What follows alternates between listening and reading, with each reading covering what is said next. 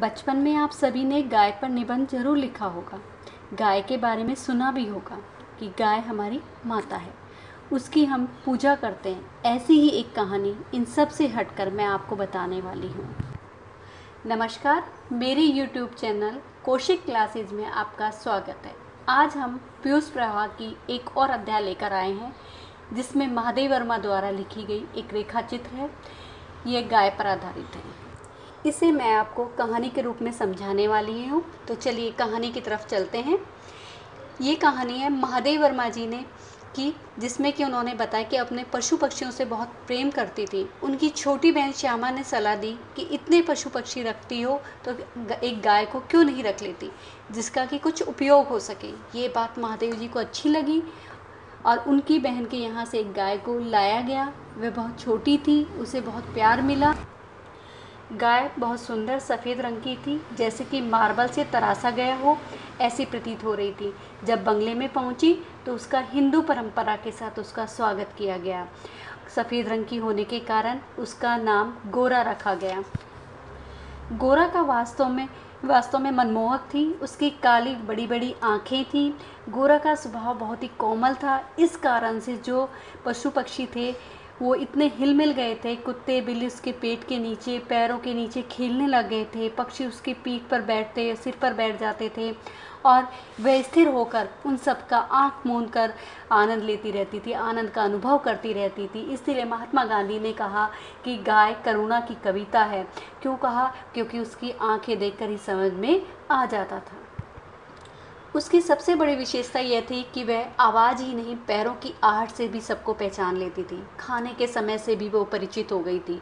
और 1 वर्ष बाद उस गोरा ने एक सुंदर अच्छे बछड़े को जन्म दिया। उस बछड़े का नाम लाल मणि रखा गया। लाल मणि इसलिए रखा गया क्योंकि वो लाल रंग का था। उसके सर पर एक सफ़ेद रंग का तिलकनुमा निशान बना हुआ था, जिसके कारण उसका नाम लाल मणि रखा गया।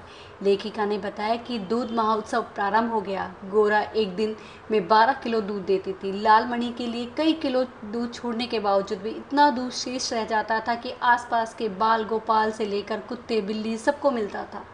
सभी की आदत हो गई थी। सब दूध निकालने का समय होता तो सभी गोरा के पास आकर एक पंक्ति में खड़े हो जाते और दूध निकालने का इंतजार करने लग जाते। मानो ऐसा लग रहा था जैसे दूधों नावों का आशीर्वाद फलित हो रहा है। दूध निकालने की परेशानी होने लगी। महादेवी जी को काम से बाहर जाना पड़ता था और दूध कौन निकाले, ये परेशानी बहुत बड़ी थी। लेकिन एक दिन जो ग्वाला पहले लेखिका के घर दूध देता था, उसने आकर दूध निकालने की बात कही तो महादेवी वर्मा ने उसे रख लिया। कुछ दिन ठीक रहा। फिर 2-3 महीने के उपरांत गोरा ने दाना चारा कम कर दिया। वह कमज़ोर हो गई, स्थिर हो गई। अब उसे पशु चिकित्सक को बुलाया गया और उसको दिखाया गया। एक्सरे हुआ। डॉक्टर ने उसे हर तरह से परखा, जांचा। तब पता चला कि गाय को सुई खिला दी गई है। इस कारण से रक्त संचार के साथ हृदय तक पहुंच गई है और सुई जब हृदय में पहुंच जाती है तब रक्त संचार भी रुक जाता है। महादेव वर्मा सोचने लग गई, मैंने तो इसे चारा पानी देख नहीं दिया और जब देती हूँ तो इसे देख कर देती हूँ, फिर ये सुई गई कैसे? डॉक्टर ने कहा कि ये सुई चारे के साथ नहीं गई है। अगर ये चारे के साथ जाती तो मुंह में छेद हो जाता। इसे गुड़ की डली के साथ अंदर डाल दिया गया है। अब ये बात जब ग्वाले को पता लगी तो वह गायब हो गया। तब महादेव वर्मा ने सोचने लगी कि किस तरह के लोग हैं।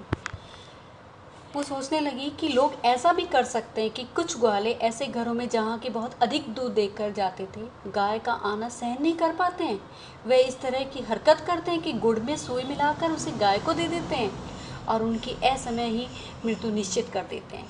तब गोरा की मृत्यु से संघर्ष आरंभ हो गया और लेखिका कहती है कि आज भी मैं वह दृश्य देखती हूँ तो मेरे रोंगटे खड़े हो जाते हैं। तब डॉक्टरों ने कहा अगर गाय को सेब का रस पिलाया जाए तो उस पर कैल्शियम चढ़ जाएगा, जम जाएगा और सुई नहीं चुभेगी। कई सेबों का रस नली से पिलाया जाता, कई इंजेक्शन लगाए जाते। गोरा बाहर और अंदर दोनों से चुभन महसूस करती थी और उसकी सुंदर और उदास आँखों से पानी की बूंद छलकने लगती। तब महादेव वर्मा उसके पास जाती, तब उसकी आँखों में से प्रसन्नता छलकती और वह अपना मुख उसके कंधे पर रख देती। लालमणि को तो पता नहीं था कि उसकी माँ रोग से लड़ रही है। उसे दूसरी गाय का दूध पिलाया जाता था जो उसे अच्छा नहीं लगता था। वह गोरा के पास पहुंचकर अपना सिर मार मार कर उसे उठाना चाहता था।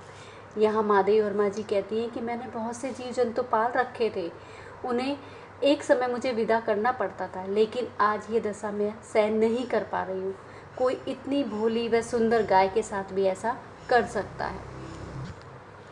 लखनऊ व कानपुर आदि शहरों से पशु विशेषज्ञों को बुलाया गया, लेकिन ऐसी कोई दवा नहीं मिली कि जो कि गोरा को ठीक कर सके।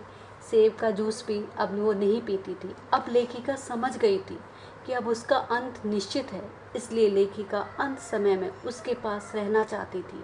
वह बार बार उसे देखने जाती थी और एक दिन ब्रह्म मुहूर्त में 4 बजे गोरा को देखने गई तो उसने अपना मुख सदा के समान उनके कंधे पर रखा और वह एकदम पत्थर जैसा भारी हो गया और वहाँ से वह सड़क कर नीचे धरती पर गिर गया।